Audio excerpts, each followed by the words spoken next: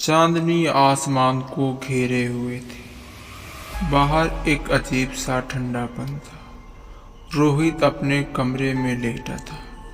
बाहर कुछ कुत्ते भौंक रहे थे। उस कुत्ते की आवाज गांव के सन्नाटे को तोड़ रही थी। उस रात रोहित बहुत ही सहमा सहमा था। उस रात को रोहित के सपने में उसकी दादी अम्मा आती हैं और दादी अम्मा उस सपने में कह रही थी कि उस जगह जाकर अगर खुदाई की जाए तो एक ऐसी किताब मिलेगी जिससे राहुल की जिंदगी बदल सकती है। तो फिर राहुल आधी रात में उठता है और उसका चेहरा पीला पड़ चुका था। वह पूरी तरीके से डर चुका था। उसे यकीन नहीं हो रहा था कि यह सच था और वह समझ नहीं पा रहा था। वह घबराकर अपने बेड से उसी जगह पर जाता है जहां पर उसे सपना आया था।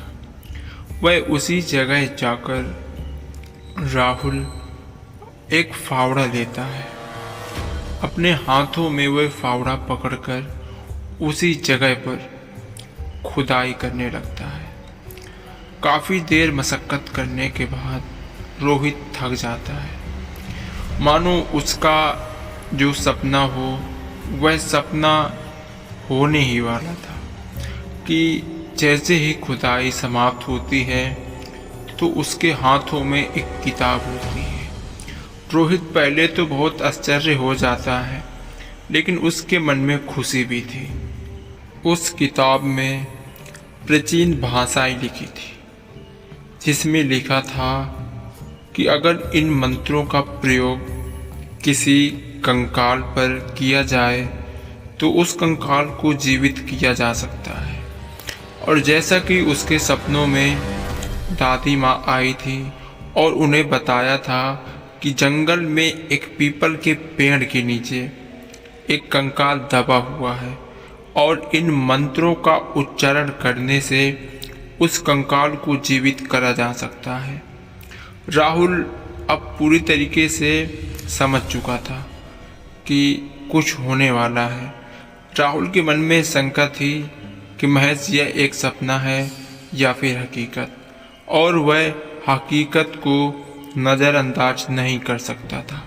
वह उसी पीपल के पेड़ के नीचे आता है जहाँ पर दादी माँ ने बताया था। वह वहीं पर एक कुदाल लेकर खुदाई करने लगता है, जिससे कि वह उस कंकाल को निकाल सके जो सदियों पहले यहाँ पर दबा दिया गया था राहुल की दादी जी की तरफ से। वह वहाँ पर खुदाई करता है, करता जाता है और थोड़ी ही देर बाद वहाँ पर एक कंकाल निकलता है। राहुल के मन मुताबिक हो रहा था जैसा राहुल चाह रहा था। अब राहुल को करना क्या था?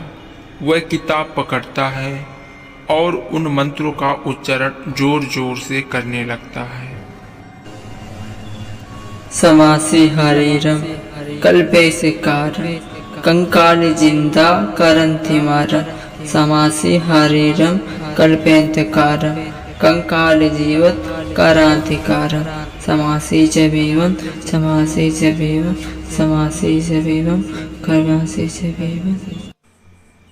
राहुल ने उस मंत्र के कारण उस कंकाल में एक आत्मा का प्रवेश करा दिया था। अब वह कंकाल एक जीव बन चुका था। मानो उसके अंदर एक आत्मा थी, शरीर नहीं था। और वह कंकाल उससे कहता है, तुमने मुझे क्यों जगाया है? मैं बरसों से सो रहा था। अब मुझे तुमसे सौदा करना होगा, मौत का सौदा, मौत का। राहुल उस कंकाल की बातें सुनकर मानो उसका दिमाग खराब होने लगा हो। वो अंदर से बहुत ज़्यादा डर चुका था और वह वहाँ से भागने का फैसला करता है। वह अपने तेज कदमों से उस जंगल से बाहर निकलना चाहता था। उस घने अंधेरे जंगल में वह अकेला था और इन सब चीज़ों में वह पूरी तरीके से फंस चुका था। मगर मुसीबत यहाँ ख़त्म नहीं होती है। वह कंकाल उसके पीछे पीछे आ रहा था। जिधर राहुल जा रहा था उसके पीछे पीछे वह कंकाल जा रहा था, क्योंकि उस कंकाल के अंदर अब एक आत्मा प्रवेश कर चुकी थी। राहुल अपने घर आकर सोने लगता है और अपने किए पर बहुत ही ज़्यादा पछताता है। वह कंकाल उसके सामने आ जाता है और उससे कहने लगता है कि तुम्हें जो चाहिए, सोना चांदी पैसा, मैं तुम्हें सब कुछ दूंगा, लेकिन मेरा एक ही सौदा है कि अगर तुमने मुझसे कभी गुस्से में आकर कुछ भी बात की, मैं तुम्हें उसी वक्त जिंदा मार दूंगा। राहुल उसकी ये बात मान लेता है और राहुल उससे कहता है, ठीक है, मैं अगर तुमसे कभी गुस्से में बात करूं तो तुम मुझे जान से मार देना।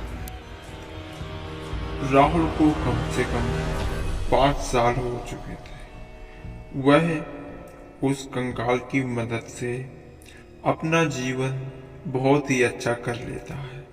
उसके पास गाड़ी थी, अच्छा घर था। जब उसे ज़रूरत होती थी वह उस कंकाल से पैसे मांग लेता था। अब राहुल बहुत ही सुकून भरी जिंदगी जी रहा था, लेकिन जैसे ही उसको पता चलता है कि उसके पिताजी की तबीयत अचानक से खराब हो गई है, तो फिर वह पिताजी के पास जाता है। जब राहुल अपने पिता की हालत देखता है, वो बहुत ही ज़्यादा भावुक हो जाता है। उसकी आंखों से आंसू टपक रहे थे, मानो वो दिल से रो रहा था और मन ही मन सोच रहा था कि उसे कैसा लोभ लग गया, जिसमें पैसे की आड़ में आकर मैंने अपने परिवार को ऐसे गांव में छोड़ दिया। मुझे ऐसा नहीं करना चाहिए था। अब वह मन ही मन उस कंकाल से बहुत ही ज़्यादा गुस्सा था। अगले दिन जब सुबह होती है तो राहुल के पिताजी की मृत्यु हो जाती है। जैसे ही राहुल को पता चलता है, वह उस कंकाल से लड़ने लगता है।